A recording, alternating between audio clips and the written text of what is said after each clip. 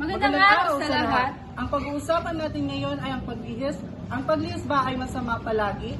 Ang layunin ng debateng ito ay hindi para pumili ng panig, kundi para maintindihan ang iba't ibang pananaw tungkol sa paglihis o deviance. Ngayon ay meron tayong dalawang grupo. Ang side A, ang naniniwalang ang paglihis ay kadalasang masama, si Hazel Ann Silulu. Ang side B naman, ang naniniwalang hindi lahat ng paglihis ay masama, si Binibining Aryan Brava. Para sa akin, ang paglihis ay karaniwang itunuturing na masama dahil ito ay paglabag sa batas at pamantayan ng lipunan. Ang mga patakaran ay ginagawa upang mapanatili ang seguridad at kaayusan. Kapag lumihis tayo, nagkakaroon ng gulo, takot at panganib. Halimbawa ng negatibong paglihis ay ang krimen, ay ang paglabag sa trapiko, paninira ng ari-arian. Kung walang sumusunod sa pamantayan, mawawala ang disiplina at tiwala sa lipunan. Sa akin naman, hindi lahat ng paglihis ay masama. May pagkakataon na ang paglabag sa nakasanayan ay nagdudulot ng kabutihan. Ito ang tinatawag na positive deviance. Halimbawa, ang whistleblowing para ilantad ang korupsyon, pagprotesta laban sa hindi makaturungang sistema. Minsan, mahalaga ang paglihis upang magkaroon ng pagbabago at justisya. Salamat sa mga unang pahayag. Ngayon ay papasok naman tayo sa unang bahagi ng rebuttal. Hihilingin ko muna ang panig na naniniwalang ang paglihis ay kadalasang masama upang tugunan ang mga puntong inilatag ng kabilang panig. Tama, may positive deviance pero mas lamang pa rin ang paglihis na nagdudulot ng panganib. Kung palaging hahayaan ang paglihis, baka isipin ng mga tao na maaari silang lumabag ng walang kapalit. Kailangan pa rin ang istriktong pagsunod para mapanatili ang kapayapaan. Salamat sa inyong paliwanag. Ngayon naman ay bibigyan natin ng pagkakataon ang kabilang panig upang tumugon at ilahad ang kanilang mga pananaw at tungkol sa unang rebuttal. Tungkol sa kayusan. Ngunit, hindi dapat isipin na lahat ng lumilihis ay walang disiplina. May mga taong lumilihis dahil may maling nakasanayan. Kung hindi sila kikilos, mananatili ang kawalan ng hustisya at maling sistema. Matapos marinig ang unang palitan ng mga ideya, ililipat na tayo sa ikalawang rebuttal.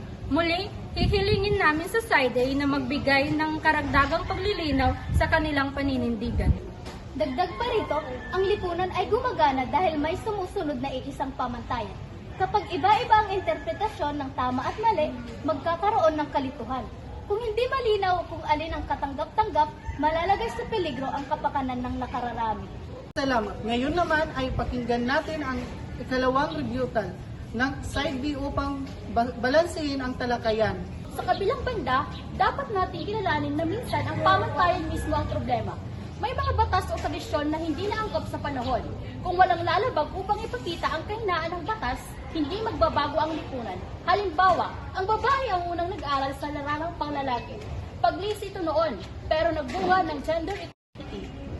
Sa puntong ito, mas lumalalim na ang ating diskusyon. Para sa ikatlo at huling rebuttal, hinihikayat natin ang side A na maglahad ng mas masusing pagtingin sa papel ng individual at lipunan sa paglihis. Bagamat totoo na may personal na desisyon ang bawat individual sa kanilang gagawing paglihis, hindi rin natin maikakaila na malakas ang impluensya ng lipunan sa paghubog ng kilos ng tao. Kung ang isang komunidad ay kulang sa oportunidad, suporta at malinaw na pamantayan, mas nagiging mahirap para sa isang tao na gumawa ng tamang desisyon. Hindi sapat na sasabihing personal choice lamang ang paglihis. Dapat nating kilalanin ang papel ng lipunan sa paglikha ng kondisyong nagtutulak sa paglihis. Maraming salamat. At upang makumpleto ang bahaging ito, bibigyan natin ng pagkakataon ang side B na magbigay ng kanilang huling tugon ukol sa personal na pananagutan at paglihis. Bagamat malaki ang epekto ng lipunan sa pag-uugali ng tao, hindi natin dapat kaligtaan na may kapasidad ang individual na kumilos ayon sa moralidad at batas. May mga taong lumalaki rin sa kaparehong kapaligiran ngunit hindi lumilihis.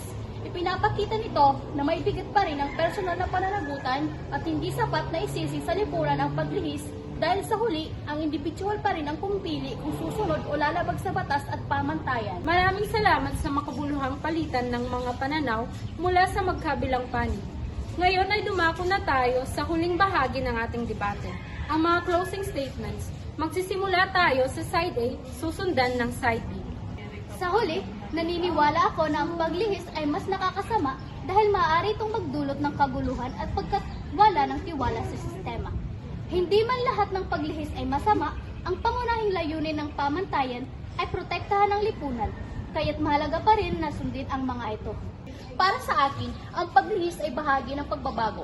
Hindi dapat agad ituring na masama. Minsan, sa paglihis natatagpuan ang solusyon, inobasyon at katarungan.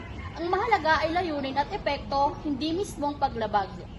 Maraming salamat sa parehong panig sa kanilang malinaw at makabuluhang argumento. Ipinakita ng debate na ang paglihis ay may iba't ibang anyo. May mga pagkakataong ito ay nakapipinsala at may mga pagkakataon ding nagiging daan ito sa mga pagbabago. Bilang mga mamamayan, mahalagang suriin natin ang konteksto, dahilan at epekto ng paglihis bago tayo humusga. Naway ang talakayang ito ay makatulong sa mas malalim na pag-unawa sa isyong panlipunan at na ating tinalakay. Maraming salamat at magandang araw sa ating lahat.